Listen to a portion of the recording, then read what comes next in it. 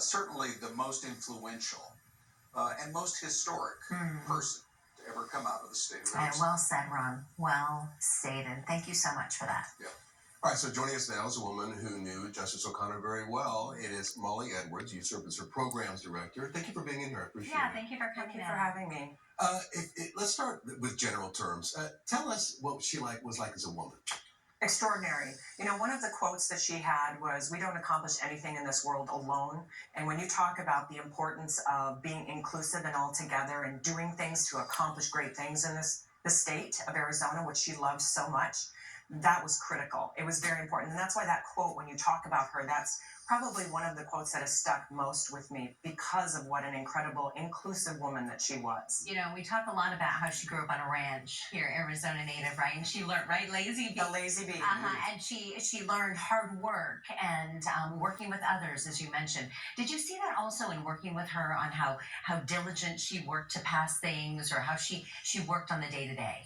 Absolutely. I think, again, talking about her legacy, and I want to, if I could, tell a quick story about when I was in her home. She had it rebuilt in Papago Park, and we were there for the History Project, where she interviewed a lot of dignitaries in the state. And she was standing in the living room, and she looked around and she said, "I held a lot of really great meals with Democrats and Republicans and dignitaries and members of the community right here in this space." She goes, "We've lost that. I don't have that anymore, and I wish we could do that again." And that was really important. When you talk about her work ethic, when she was at the Capitol, she was a bulldog. When she was in Congress, she was a bulldog. She worked so hard to get things passed for the state and for the country that were meaningful and impactful, that involved both sides of the aisle. And that is one of her greatest legacies that she has. What was it about her as a person? I mean, we talked about all the roadblocks that she literally had to break through as one of the first women ever to do it.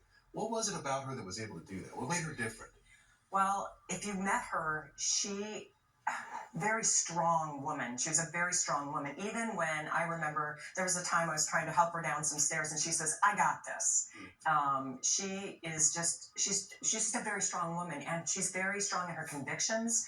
She is, again, that's important. Yeah. Incredible. And she raised 3 sons, so you have to be strong to do that.